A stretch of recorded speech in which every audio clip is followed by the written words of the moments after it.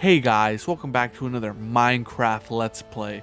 Today, I will be discussing the greatest Attack on Titan theory of all time. So, it was a typical day, you know. I was on Discord, getting groomed by some mods, nothing new, when I was sent a video with a crazy title. At first, I thought it was a joke, but after watching the video myself, I can never view Attack on Titan the same way again. Warning: this theory contains spoilers for Attack on Titan. You have been warned. The theory states that Armin used the power of Ymir to turn every Eldian in Paradise Island into lemurs. This is done by turning all Eldians into pure beast titans with dwarfism, so that they wouldn't be feared and could live their lives in peace. These are the lemurs of Madagascar that we know today. He also asked Ymir to turn the world upside down in order for them to be able to survive, since lemurs need to live in tropical climates. There are several abnormal titans, such as Marty, who is actually Eren, Alex, who is Reiner, and Mort, who is Armin. Although I skipped some smaller details, this is the basic outline of the theory.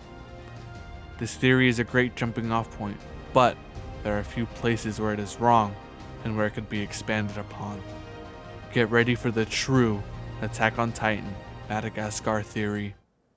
Madagascar is actually the true sequel / alternate retelling of Attack on Titan.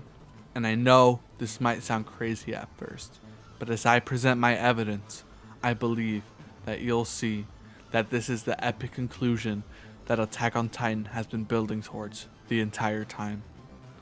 We all know that Paradise Island is actually the island of Madagascar. This was proven as fact in the previous video, link in the description. This is when my theory begins to differ. I believe that Armin actually asked Ymir to change history and make it so that Eldians were pure beast titans with dwarfism all along. History was altered, and all other animals in the Madagascar universe are irregular titans. Although history was altered, creating a new timeline of sorts, the new versions of the Attack on Titan characters still retain some of their personality traits from the previous timeline, but none of the memories of the violence and destruction that occurred. This leads to the ending of Attack on Titan, where Eren wakes up, similar to the beginning of the Attack on Titan manga, but this time he is already an animal. This leads to an alternate timeline / sequel of sorts, which is the Madagascar trilogy. These movies, similar to the Evangelion Rebuild films, retell the story of Attack on Titan, but with major changes. This can be seen right away with the character dynamic of the main group.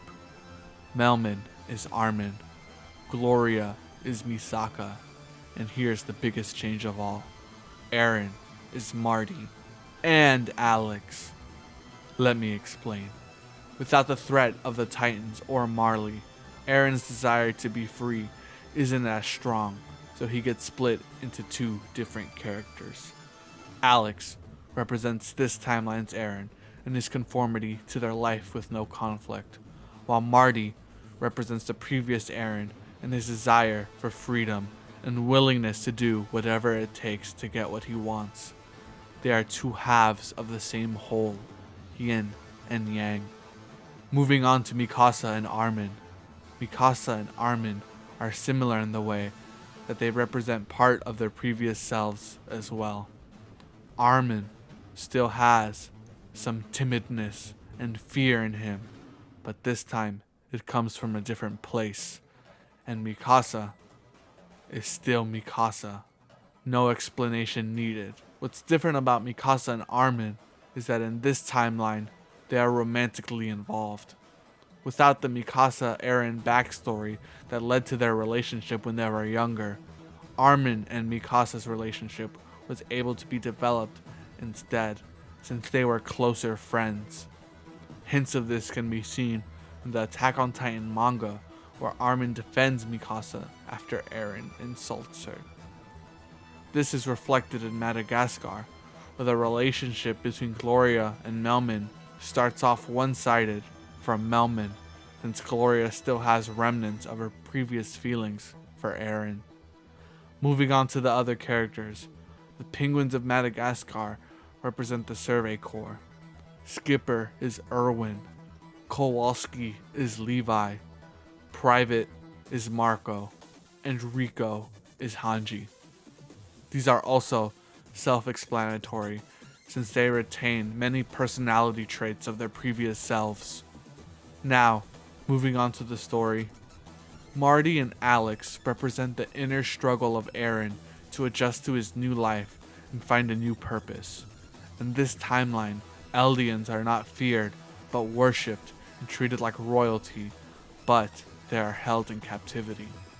Sadly, Marley is still a threat to the Eldians, but I'll get to that later.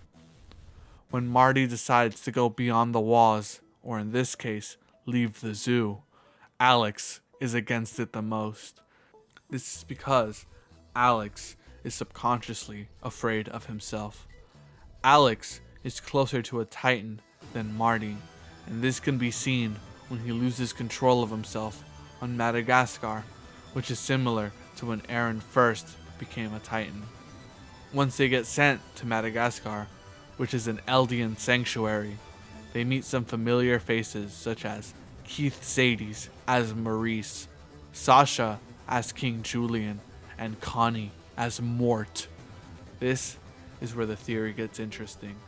The Fusa that are attacking the lemurs are actually Eldians who are brainwashed by Marley to hate themselves.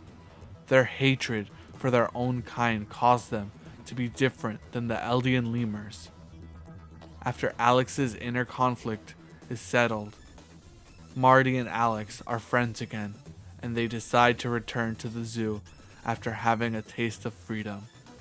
This shows that the two halves of Eren are once again in harmony with each other. In Madagascar, Escape to Africa, Eren gets to have the relationship with his father that he was never able to. While heading to the zoo, the gang accidentally crash lands in Africa. It is then revealed that Africa is actually the homeland for all Eldians. Zuba, representing Grisha Jaeger, finally reconnects with his long-lost son after several years of Alex being missing after being captured by Marleyans but escaping. Upon closer look, the relationship between Zuba and Makunga seems very familiar. That's right, the main villain of Madagascar 2, Makunga, is actually Zeke Jaeger. After being neglected his entire childhood since his parents were focused on finding Eren, Makunga wants to become the alpha male and go against his father's wishes, similar to what Zeke does in the manga.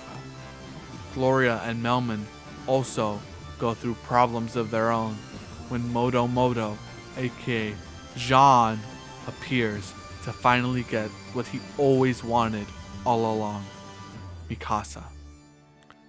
He uses his Chad hippo body in order to try and seduce Gloria, but his attempt goes awry when Gloria finally discovers that she has feelings for Melman.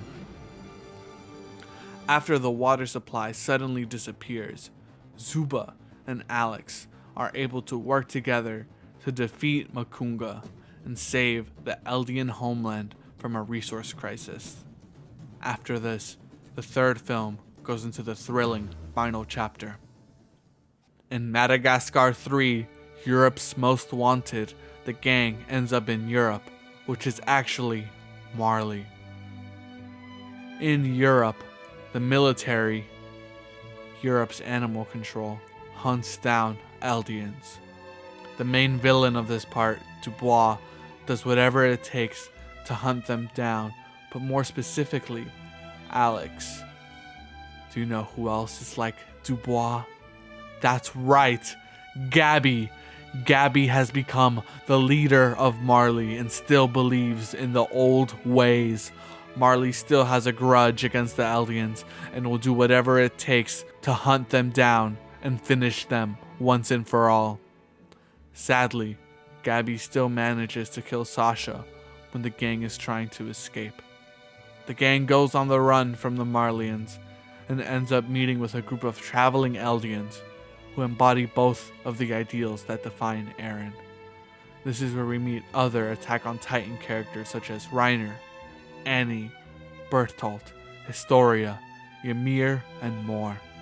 The Eldians have the freedom to go wherever they want, like Marty, but they still coexist and interact with others, like Alex. At the end of the film, Gabby is finally killed, and the animals are back at the zoo where they used to live in captivity. Alex, the side of Eren, content with living in captivity, who wanted to go back to the zoo since the first film, has a change of heart after defeating Gabby and living with the traveling Eldians. He then decides to compromise with his other half, Marty, and leaves the zoo and decides to travel the world, freeing all Eldians while still coexisting and interacting with other nations. Throughout these films, there's an elderly lady that appears and is always where the main characters happen to be. This old lady is actually Ymir herself. She is where the characters are in order to make sure history doesn't repeat itself and peace is finally obtained. Throughout this trilogy, Eren goes through an arc different from the one in Attack on Titan. In the first film, Eren learns to accept leaving the walls and learns to control the Titan within him that still exists from before. In the second film, Eren is able to learn about his ancestry and connect with his father, who he was never able to before.